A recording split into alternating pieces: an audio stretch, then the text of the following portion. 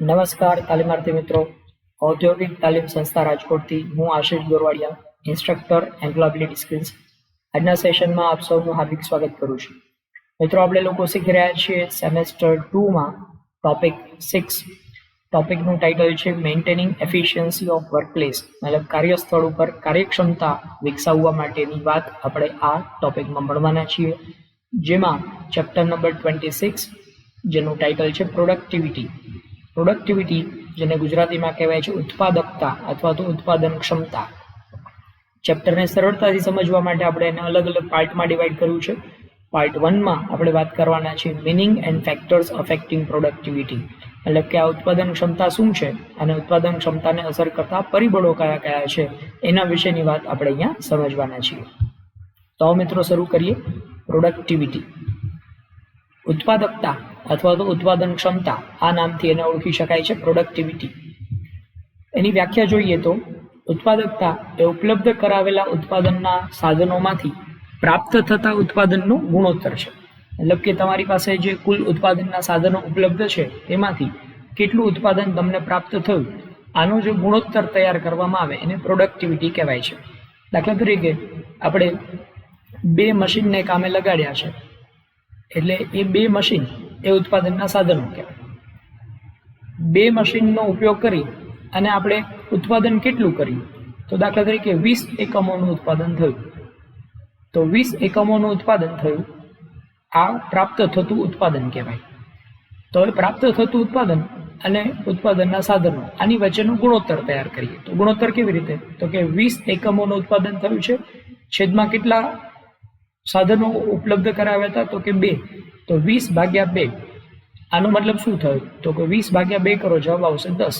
તો એનો મતલબ એવો થયો કે એક મશીન દીઠ ઉત્પાદકતા 10 એકમની છે. મતલબ એક મશીને 10 એકમ જેટલું ઉત્પાદન તમને કરી આપ્યું છે. તો આ થયું ઉત્પાદકતા. હવે આ ઉત્પાદકતા જો વધારે હોય તો આનો મતલબ એમ કે મશીનની કાર્યક્ષમતા વધારે છે અને તમને વધુ ઉત્પાદન મળશે. ઉત્પાદકતા જેમ વધારે એમ આપણો નફો વધારે, એમ ફાયદો વધારે થઈ શકે. પણ જો ઉત્પાદકતા ઓછી આવે છે તો આનો મતલબ એમ કે મશીનની કાર્યક્ષમતા ઓછી છે અથવા તો એનાથી ઓછું ઉત્પાદન મળી રહ્યું છે. તો અહીંયા આપણે જે મશીનની ઉત્પાદકતા માપી, એવી રીતે કામદારોની ઉત્પાદકતા માપી શકાય. એવી રીતે તમે જે અલગ અલગ સાધનોને ઉપયોગમાં લીધેલા છે એ સાધનોની ઉત્પાદકતા માપી શકાય, મૂડીરોકાણની ઉત્પાદકતા માપી શકાય. આમ અલગ અલગ બાબતો ઉપર આપણે ઉત્પાદકતા માપી શકીએ છીએ. ઉત્પાદકતાની બીજી વ્યાખ્યા જોઈએ તો કામદારોની કાર્યક્ષમતાનો અસરકારક કૌશલ્યો અને શ્રમ દ્વારા ઉપલબ્ધ સંસાધનોમાંથી મહત્તમ આઉટપુટ આપવાના દરને ઉત્પાદકતા કહે છે. મતલબ કે કામદારોની વાત કરીએ તો તમારી પાસે જેટલા કામદારો છે એ કામદારોએ પોતાનું કૌશલ્યનો ઉપયોગ કરીને, પોતાનો શ્રમનો ઉપયોગ કરીને કુલ સાધનોમાંથી કેટલું ઉત્પાદન મેળવ્યું. તો કુલ સાધનોમાંથી કેટલું ઉત્પાદન મેળવ્યું, તો કુલ ઉત્પાદન એના છેદમાં સાધનો, જે જવાબ આવે એ તમારી ઉત્પાદકતા થઈ કહેવાય. આ વ્યાખ્યા ઉત્પાદન સાથે સંકળાયેલા સાહસ, ઔદ્યોગિક ક્ષેત્ર અથવા સમગ્ર અર્થતંત્રને લાગુ પાડી શકાય. મતલબ કે દરેક જગ્યાએ ઉત્પાદકતાનો ખ્યાલ લાગુ પાડી શકાય છે. જેમ ધંધામાં આપણે મશીનની ઉત્પાદકતા માપી શકીએ, માણસોની ઉત્પાદકતા માપી શકીએ, મૂડીરોકાણની ઉત્પાદકતા માપી શકીએ, એવી રીતે સમગ્ર અર્થતંત્રમાં આપણે આ ઉત્પાદકતાનો ખ્યાલ છે લાગુ પાડી શકીએ છીએ. ઉત્પાદકતા એ ઉત્પાદિત થયેલા સાધનો તથા ઉત્પાદન માટે વપરાયેલા સ્ત્રોતોનો અંકગણિતીય ગુણોત્તરથી વિશેષ કશું જ નથી. મતલબ કે જેમ મેં તમને ઉદાહરણ આપ્યું કે 2 સાધનોને કામે લગાડ્યા અને એમાંથી કુલ 20 એકમોનું ઉત્પાદન થયું, તો 20/2 કરો, જે જવાબ આવ્યો 10. તો 10 જે તમે એકમનું ઉત્પાદન મેળવ્યું એ તમારી ઉત્પાદકતા છે. આમ અંકગણિતનો ગુણોત્તર છે. આ રીતે તમારી પાસે ઉપલબ્ધ જે સ્ત્રોતો છે એની ઉત્પાદકતા માપી શકાય, જમીનની ઉત્પાદકતા માપી શકાય, કાચા માલની ઉત્પાદકતા માપી શકાય, પ્લાન્ટ કે મશીનની ઉત્પાદકતા, સાધનોની ઉત્પાદકતા, કામદારોની ઉત્પાદકતા. આમ દરેકમાંથી ઉત્પાદકતા કેટલી મળે છે એનું માપન કરી શકાય છે. ઉત્પાદકતાને કાર્યક્ષમતાના માપન તરીકે ઓળખવામાં આવે છે. મતલબ કે ઉત્પાદકતા વધારે તો આનો મતલબ એમ કે કાર્યક્ષમતા વધારે છે, અને જો ઉત્પાદકતા ઓછી તો કાર્યક્ષમતા ઓછી છે. જ્યારે કોઈ પેઢીમાં ઉત્પાદકતા વધુ જોવા મળે છે તો એનો અર્થ એમ કે એક પેઢી વધુ કાર્યક્ષમ છે. ત્યારબાદ ઉત્પાદકતા જે સૂત્ર આપણે રજૂ કર્યું. ઉત્પાદકતાનું સૂત્ર કેમ થઈ શકે? તો કે આઉટપુટ છેદમાં ઇનપુટ.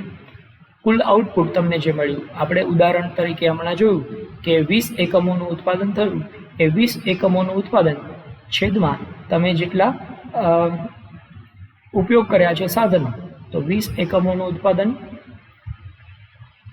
એમાં કેટલા સાધનોનો ઉપયોગ થયો? તો માનો કે 2 સાધનોનો ઉપયોગ થયો, તો 20 ભાગ્યા 2 બરોબર જવાબ આવશે 10. તો આનો મતલબ એવો થયો કે એક મશીન દીઠ 10 એકમની ઉત્પાદકતા છે. આ એકમ એને ઇંગ્લિશમાં કહી શકાય યુનિટ. તો આનો મતલબ એવો થયો કે એક મશીનની ઉત્પાદન ક્ષમતા અથવા તો ઉત્પાદકતા 10 યુનિટ એટલે કે 10 એકમો જેટલી છે. તો આમ ઉત્પાદકતા માપવા માટે આપણે આ રીતે એનો ગાણિતિક રીતે અભ્યાસ કરી શકીએ. આને ઉત્પાદકતા તરીકે ઓળખવામાં આવશે. ઉત્પાદકતા અને ઉત્પાદન આ બંને વચ્ચે ભેદ છે. ઉત્પાદન એ અંતિમ વપરાશ માટે ઉત્પાદનના સાધનોથી થયેલો પ્રાપ્ત કુલ જથ્થો છે. કુલ જથ્થો મતલબ આપણને કુલ આઉટપુટ જે મળ્યું એ ઉત્પાદન કહેવાય. જ્યારે ઉત્પાદકતા એ ઉપલબ્ધ કરાવેલા જથ્થામાંથી અલગ અલગ રીતે ગણતરી તમે કરી શકો છો. મતલબ કે કુલ 20 યુનિટનું ઉત્પાદન થયું તો એ તમારું આઉટપુટ એટલે કે ઉત્પાદન છે. પરંતુ એ ઉત્પાદન મેળવવા માટે તમે જે સાધનો ઉપયોગ કર્યા એ સાધનોના દરેક એકમ દીઠ કેટલું ઉત્પાદન મળ્યું એ માપો તો એને ઉત્પાદકતા તરીકે ઓળખવામાં આવશે. ઉત્પાદકતા અલગ અલગ રીતે ગણતરીમાં લઈ શકાય. જેમ કે વ્યક્તિ દીઠ ઉત્પાદકતા લઈ શકો, એવી રીતે મજૂર કે મજૂરના જૂથ દીઠ ઉત્પાદકતાની ગણતરી કરી શકાય. કાચા માલના એકમ દીઠ ઉત્પાદન આપણે ઉત્પાદકતા ગણતરી કરી શકીએ. ઉર્જાના એકમ દીઠ ઉત્પાદકતા ગણતરી કરી શકીએ. આ રીતે મૂડીરોકાણના એકમ દીઠ ઉત્પાદકતાની ગણતરી કરી શકાય છે. ત્યારબાદ ફેક્ટર્સ અફેક્ટિંગ પ્રોડક્ટિવિટી, મતલબ આ ઉત્પાદકતા ઉપર અસર કરતા કયા કયા પરિબળો છે, મતલબ કે કયા પરિબળો હશે જેને હિસાબે ઉત્પાદકતા વધારી શકાશે અને કયા પરિબળો એવા છે કે જેને કારણે ઉત્પાદકતામાં ઘટાડો થાય છે. તો સૌથી પહેલું કામદારનું કૌશલ્ય, એટલે કે કામદાર પાસે રહેલી આવડત. જો કામદાર વધુ આવડત ધરાવતો હશે તો ઓછા સમયમાં વધારે કામ કરશે, તો એનો મતલબ ઉત્પાદકતા વધશે. પરંતુ જો કામદારનું કૌશલ્ય ઓછું હશે, કામદાર આવડત નહીં ધરાવતો હોય, તો એ વધુ સમય લેશે અને કામ ઓછું કરશે, તો મતલબ ઉત્પાદકતામાં ઘટાડો થશે. એવી રીતે કામદારની પ્રેરણા અને તે દ્વારા પ્રાપ્ત પ્રયત્ન. કામદાર જો પ્રોત્સાહિત હશે, પ્રેરિત હશે, એ મોટિવેટેડ હશે, તો વધારે કામ કરવા માટે ઉત્સાહી હશે, તો ઉત્પાદકતામાં વધારો થશે. પણ કામદાર જો નિરાશ અને હતાશ હોય તો મતલબ ઉત્પાદકતામાં ઘટાડો થશે. કાર્ય કરવાની પદ્ધતિ, તમે જે કામ કરો છો એ કામ કરવાની પદ્ધતિ, માનો કે કોઈ કામ કરવા માટે તમે શોર્ટકટ ડેવલપ કરી લીધું છે તો ઓછી મહેનતે જાજી ઉત્પાદકતા મળે. પણ એ કામ કરવા માટેની જે પદ્ધતિ છે લાંબી પદ્ધતિ હોય તો વધુ મહેનત કરો પણ ઉત્પાદકતા તમને ઓછી મળે. એ રીતે ગુણવત્તા પાછળની મહેનત, ગુણવત્તા સુધારવા માટેના પ્રયત્ન કરવામાં આવ્યા હોય પણ ગુણવત્તા સુધારવા માટે બહુ વધારે સમય માગી લેતું હોય તો એવા સંજોગોમાં ઉત્પાદકતા ઓછી રહેશે. પરંતુ જો ગુણવત્તા સુધારવા માટેના પ્રયત્ન કરવામાં આવે અને ઓછા સમયમાં સારી એવી ગુણવત્તા પ્રાપ્ત કરી શકાતી હોય તો ઉત્પાદકતામાં વધારો કરી શકાશે. ત્યારબાદ કર્મચારીની સંશોધન શક્તિ. કર્મચારી પોતે જ પોતાના કામમાં કંઈ સંશોધન કરીને સારી એવી ટ્રેક ડેવલપ કરે અને ઝડપથી ઉત્પાદન કરે તો ઉત્પાદકતામાં વધારો થઈ શકે. પરંતુ જો કર્મચારી પાસે આવી કોઈ સંશોધન શક્તિ નથી અને એને જે મેથડ શીખવાડવામાં આવી છે એ એક જ મેથડ સિવાય એને બીજું કંઈ આવડતું જ નથી તો ઉત્પાદકતા ઓછી રહેશે. ત્યારબાદ ઉપયોગમાં લીધેલ મશીન એટલે કે યંત્રો. યંત્રો જે છે એ બહુ સારા એવા કામ આપતા હોય, યંત્રો એફિશિયન્ટ હોય તો ઉત્પાદકતામાં વધારો થાય. પણ યંત્રો માંડ ચાલે એમ હોય, વારંવાર યંત્રો બંધ થઈ જતા હોય, વારંવાર એનું રિપેરિંગ કરવું પડતું હોય તો ઉત્પાદકતા ઓછી રહેશે. ત્યારબાદ સંચાલન કે મેનેજમેન્ટની અસરકારકતા. મેનેજમેન્ટ જો વ્યવસ્થિત આયોજન કરે, વ્યવસ્થિત કામની વહેંચણી કરી દેવામાં આવે, વ્યવસ્થિત દરેક લોકોને કામ સોંપવામાં આવ્યું હોય તો ઉત્પાદકતામાં વધારો થશે. પણ જો મેનેજમેન્ટ જ વ્યવસ્થિત ન હોય, અસરકારક રીતે કામ સોંપવામાં ન આવ્યું હોય તો કામદારો છે કામચોરી કરશે અને પરિણામ સ્વરૂપે ઉત્પાદકતા ઓછી રહેશે. ત્યારબાદ આપણે વાત કરીએ એક્ઝામ્પલ્સ ઓફ પ્રોડક્ટિવિટી, મતલબ ઉત્પાદકતાના અલગ અલગ ઉદાહરણો. તો સૌથી પહેલું છે લેન્ડ પ્રોડક્ટિવિટી એટલે કે જમીનની ઉત્પાદકતા. જમીનની ઉત્પાદકતા એટલે શું? તો કે તમે કુલ કેટલી જમીન ને કામ હેઠળ લીધી છે. દાખલા તરીકે વાવણી કરવામાં આવે, માનો કે તમે 5 એકર જમીન ઉપર ઘઉં વાવ્યા છે અને કુલ તમને 100 કિલો ઘઉંનું ઉત્પાદન મળે છે. તો 5 એકર એની સામે 100 કિલો ઘઉંનું ઉત્પાદન મળ્યું, તો કુલ ઉત્પાદન 100 કિલો છેદમાં 5 એકર, મતલબ 1 એકર દીઠ તમને 20 કિલો ઘઉંનું ઉત્પાદન મળ્યું છે એમ કહી શકાય. તો આ લેન્ડ પ્રોડક્ટિવિટી આપણે અહીંયા માપી છે. એવી રીતે મટીરિયલ પ્રોડક્ટિવિટી, તમે ઉત્પાદન મેળવવા માટે જે મટીરિયલનો ઉપયોગ કર્યો છે એ મટીરિયલની પ્રોડક્ટિવિટી માપી શકાય. દાખલા તરીકે 1 કિલો રો મટીરિયલનો ઉપયોગ કરો છો, એની સામે તમને 20 કિલો આઉટપુટ મળે છે. તો મતલબ 1 કિલો રો મટીરિયલની સામે 20 કિલો આઉટપુટ. આનો મતલબ એવો થયો કે 1 કિલો દીઠ તમારી ઉત્પાદન ક્ષમતા છે એ 20 કિલોની છે. ત્યારબાદ પ્રોડક્ટિવિટી ઓફ મશીન, મતલબ કે તમે જે સાધનો, મશીન, યંત્રો ઉપયોગમાં લીધા છે એની પ્રોડક્ટિવિટી પણ માપી શકાય છે. દાખલા તરીકે તમે 5 મશીનને કામે લગાડ્યા અને 5 મશીનથી કુલ 100 એકમનું ઉત્પાદન થયું છે. તો 100 એકમ ભાગ્યા 5 મશીન, તો મતલબ કે એક મશીન દીઠ તમે 20 એકમનું ઉત્પાદન કરી શક્યા છો. તો આમ મશીનની પ્રોડક્ટિવિટી માપી શકાય છે. એવી રીતે પ્રોડક્ટિવિટી ઓફ વર્કર, તમે જે કારીગરોને કામમાં લીધા છે એ કારીગરો દીઠ ઉત્પાદન ક્ષમતા આપણે માપી શકીએ. દરેક કારીગર કુલ સોંપવામાં આવેલી જે કલાકો છે એ કલાકમાં કેટલું ઉત્પાદન કરી શકે એમ છે. દાખલા તરીકે એક કારીગરને 8 કલાક કામ કર્યું, 8 કલાકમાં એ 20 યુનિટનું ઉત્પાદન કરી શકે છે. બીજો કારીગર 8 જ કલાક કામ કરે છે પણ એ માત્ર 15 યુનિટનું જ ઉત્પાદન કરી શકે એમ છે. તો આનો મતલબ એવો થયો કે પહેલા કારીગર કરતાં બીજો કારીગર છે એની ઉત્પાદન ક્ષમતા ઓછી છે. આમ કારીગર દીઠ ઉત્પાદન ક્ષમતા પણ આપણે માપી શકીએ છીએ. તો આમ અલગ અલગ ઉત્પાદકતાના પ્રકારો આપણે જોયા. ત્યારબાદ બેનિફિટ્સ ઓફ પ્રોડક્ટિવિટી, ઉત્પાદકતા વધે તો એનાથી શું ફાયદાઓ થઈ શકે. તો ઉત્પાદકતા વધે તો જમીનની ઉત્પાદકતામાં વધારો થઈ શકે, મતલબ કે ઓછી જમીનમાં તમે વધારે ઉત્પાદન મેળવી શકશો. ઉદ્યોગોની ઉત્પાદકતા વધી શકશે, તો આનો મતલબ એવો થયો કે ઉદ્યોગો વધારે ઉત્પાદન મેળવી શકશે, ઓછા ખર્ચે વધારે ઉત્પાદન મળી શકશે.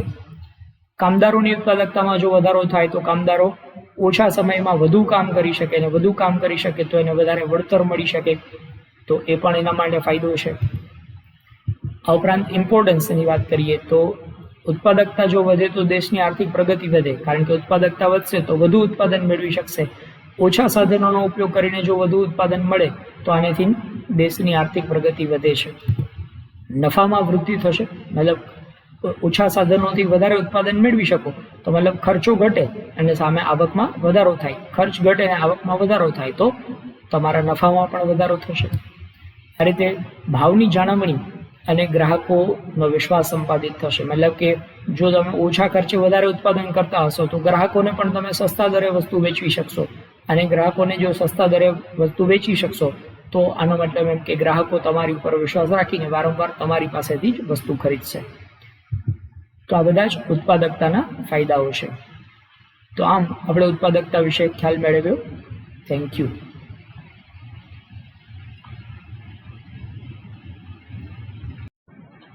નમસ્કાર તાલીમાર્થી મિત્રો, ઔદ્યોગિક તાલીમ સંસ્થા રાજકોટથી હું આશિષ ગોરવાડિયા, ઇન્સ્ટ્રક્ટર એમ્પ્લોયબિલિટી સ્કિલ્સ. આજના સેશનમાં આપ સૌનું હાર્દિક સ્વાગત કરું છું. મિત્રો, આપણે લોકો શીખી રહ્યા છીએ સેમેસ્ટર 2માં ટોપિક 6. ટોપિકનું ટાઇટલ છે મેન્ટેનિંગ એફિશિયન્સી ઓફ વર્કપ્લેસ, જેમાં ચેપ્ટર નંબર 26. ચેપ્ટર 26નું ટાઇટલ છે પ્રોડક્ટિવિટી. પ્રોડક્ટિવિટી પાર્ટ 1માં આપણે લોકોએ વાત કરી પ્રોડક્ટિવિટી એટલે શું અને કેવી રીતે ગણતરીમાં લઈ શકાય, અલગ અલગ પ્રકારની પ્રોડક્ટિવિટી એના વિશે માહિતી મેળવી અને પ્રોડક્ટિવિટીના ફાયદાઓ શું થઈ શકે એના વિશે માહિતી મેળવી. પાર્ટ 2માં પ્રોડક્ટિવિટીને લગતો જ એક ટોપિક છે જીડીપી. જીડીપીનું ફૂલ ફોર્મ થાય છે gross domestic product. Gross domestic product એટલે કુલ ઘરેલું ઉત્પાદન. આ જીડીપી શું છે અને એ કેવી રીતે ગણતરીમાં લેવાય છે એના વિશેની વિગતો આ પાર્ટમાં આપણે સમજવાના છીએ. તો આ મિત્રો શરૂ કરીએ. ગ્રોસ ડોમેસ્ટિક પ્રોડક્ટ દેશની સીમાની અંદર રહેલી નિર્ધારિત સમયગાળામાં અંતિમ વપરાશ માટે ઉપલબ્ધ ઉત્પાદિત ચીજવસ્તુઓ અને સેવાના નાણાકીય મૂલ્યને આંતરિક કે સ્થાનિક ઉત્પાદન તરીકે ઓળખવામાં આવે છે. મતલબ કે આખા એક વર્ષના સમયગાળા દરમિયાન દેશની સીમાઓમાં જે કંઈ પણ કુલ ઉત્પાદન થયું છે, આ કુલ ઉત્પાદનનો અંક એને ગ્રોસ ડોમેસ્ટિક પ્રોડક્ટ તરીકે ઓળખવામાં આવે છે. તો જીડીપી એટલે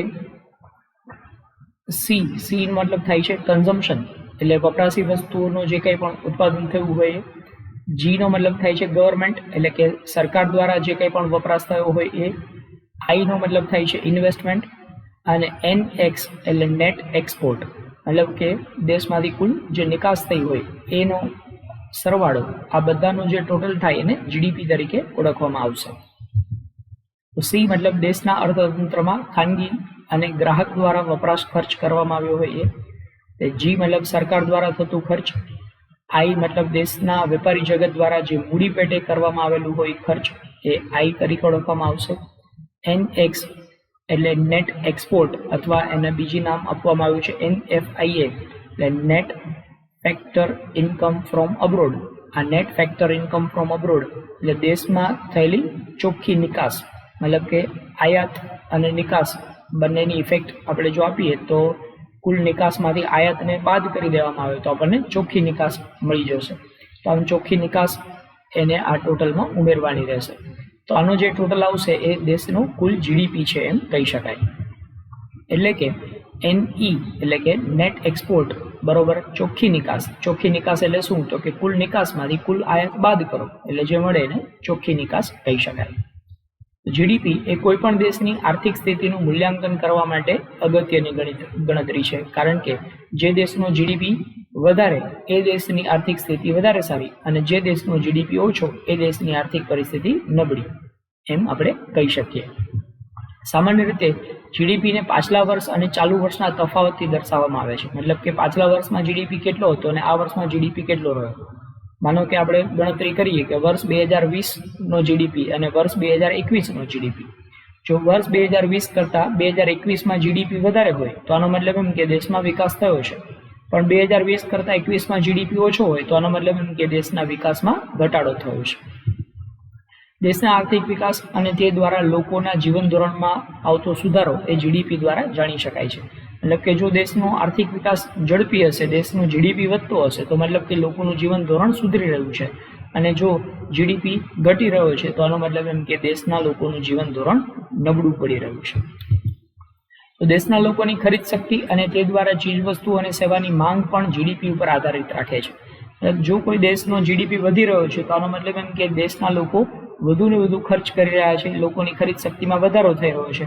પણ જો દેશનો જીડીપી ઘટી રહ્યો છે તો મતલબ કે લોકોની પાસે ખરીદ શક્તિ ઓછી છે, અને એને કારણે ઉત્પાદન ઓછું થઈ રહ્યું છે, અને એને કારણે જીડીપી ઘટી રહ્યો હોય છે. ત્યારબાદ જીડીપી પર કેપિટા અથવા તો પર કેપિટા ઇન્કમ. પર કેપિટા ઇન્કમ એટલે માથાદીઠ આવક. તો જીડીપી દ્વારા કુલ સ્થાનિક ઉત્પાદનને જાણી શકાય છે, પરંતુ લોકોના જીવન ધોરણમાં એ માત્ર જીડીપીથી જ આપણને ખબર નથી પડતી. લોકોનું જીવન ધોરણ સુધર્યું કે લોકોના જીવન ધોરણમાં ઘટાડો થયો, આ જાણવું હોય તો એના માટે આપણે પર કેપિટા ઇન્કમનો ઉપયોગ કરવો પડશે.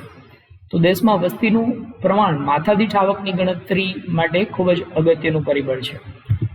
માથાદીઠ આવક શોધવા માટે આ સૂત્રને આપણે ધ્યાનમાં લેવું પડશે. પર કેપિટા ઇન્કમ બરોબર જીડીપી ડિવાઈડ બાય પોપ્યુલેશન, એટલે કે કુલ જીડીપી એના છેદમાં કુલ વસ્તી. તો કુલ જીડીપીના છેદમાં કુલ વસ્તી આપણે કરીએ તો આનો મતલબ એમ કે દરેક વ્યક્તિ દીઠ કેટલો જીડીપી મળશે તે આપણને એના ઉપરથી ખબર પડી શકે. તો મતલબ આ પર કેપિટા ઇન્કમ જો વધારે આવે તો આનો મતલબ એવો થયો કે દેશના લોકોનું જીવન ધોરણ સુધરી રહ્યું છે. દેશના જીડીપીમાં વૃદ્ધિ થતું હોય પરંતુ સામે વસ્તી વૃદ્ધિનો દર પણ ઊંચો હોય તો પર કેપિટા ઇન્કમ છે એ નીચી રહેશે. મતલબ કે અહીંયા જીડીપીમાં વધારો થઈ રહ્યો છે, પણ અહીંયા જેટલો વધારો થયો સામે છેડે વસ્તીમાં પણ એટલો વધારો થયો, તો આના હિસાબે જીડીપીમાં વધારો થવાથી લોકોની માથાદીઠ આવકમાં કંઈ બહુ વધારો જોવા મળશે નહીં. અને આને બદલે ઉલટું જો જોઈએ કે જીડીપી સ્થિર રહે પરંતુ વસ્તી વૃદ્ધિનો દર નીચો જતો રહે.